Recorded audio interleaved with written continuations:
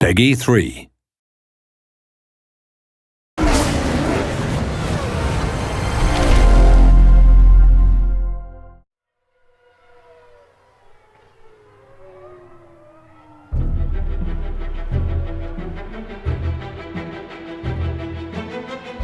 It's really the ultimate experience.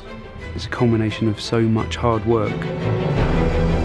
It's that attention to detail which really makes such a big difference. The drama, the tactics, the excitement, the strategy, we really have got to the heart of the sport.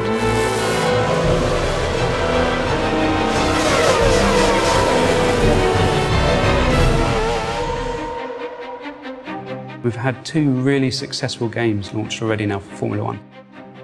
When you're evaluating what to do in the next instalment, you really want to improve on everything that's there. The aim for the 2012 game is to make more of a complete F1 experience. At the start of the game now, we've got the Young Drivers Test. It's a real test that exists in real life. It's set in Abu Dhabi in 2011, and you get a chance to drive either the Red Bull, the Ferrari or the McLaren. It really gives those up-and-coming drivers track time to really kind of showcase their talents, and it's wonderful that we're able to copy the elements that happen on those real young driver test sessions in the Formula 1 2012 game. I remember my first test was with Red Bull Racing at the end of 2007. And you know, even 3 years later, the people who ran me at the test still remember the job that you did, you know, so the first impression really is important. People still talk about the first time Lewis tested at Silverstone for McLaren, and you know, so it is a hugely important day for a racing driver. I think Codemasters have done a super job giving regular people a proper insight into what a Grand Prix car is like.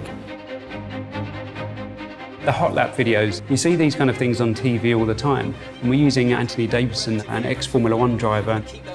And he's really just directing you on what makes a good lap. So he'll be pointing out the braking points, the things you should be watching out for. If it's a double apex, the sort of line you should be taking. This is kind of just giving you that fundamental information that you need in order to get to a new circuit, understand it very quickly and enjoy the most from it. Formula 1 games are very fast, they always have been in the past, but what we've tried to do is enable the player to drive consistently. And we've put a lot of time into working on the pad to help the player control the car at speed. We're not all Fernando Alonso's of this world, we make mistakes. So rather than just hitting the pause menu and restarting the race, you've got the ability to be able to rewind time and just get to a point before the incident and just try it again.